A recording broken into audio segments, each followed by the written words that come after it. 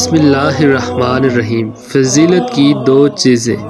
نبی کریم صلی اللہ علیہ وآلہ وسلم نے ارشاد فرمایا، اگر لوگوں کو یہ معلوم ہو جائے کہ اذان میں اور پہلی صف میں پہنچ کر نماز پڑھنے میں کیا فضیلت ہے، پھر یہ بات طے کرنے کے لیے کہ کون اذان دے اور کون پہلی صف میں کھڑا ہو، قرآن اندازی کے سوائے کوئی راستہ نہ ہو تو وہ قرآن اندازی کرے، اور اگر انہیں پتہ چل جائے کہ اول وقت نماز پڑھنے میں کیا ثواب ہے تو وہ اس میں ایک دوسرے سے سابقت لے جانے کی کوشش کریں، اور اگر انہیں معلوم ہو جائے کہ عشاء اور صبح جماعت میں کیا فوائد ہیں تو وہ ان دونوں جماعتوں میں ضرور پہنچیں، خواہ انہیں گھٹنوں کے بل آنا پڑے۔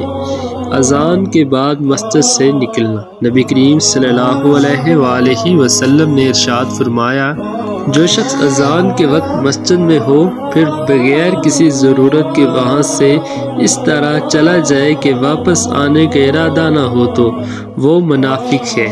قرب الہی۔ نبی کریم صلی اللہ علیہ وآلہ وسلم نے ارشاد فرمایا، بندہ اپنے پروردگار سے سب سے زیادہ قریب اس وقت ہوتا ہے جب وہ سجدے کی حالت میں ہے۔ جماعت کی فضیلت۔ نبی کریم صلی اللہ علیہ وآلہ وسلم نے ارشاد فرمایا، اگر جماعت کی نماز چھوڑنے والے کو یہ معلوم ہو جائے کہ جماعت میں شامل ہونے والے کو کتنی فضیلت ہے تو وہ ضرور چل کر آئے، خواہ اسے گھٹنوں کے بل لانا پڑے۔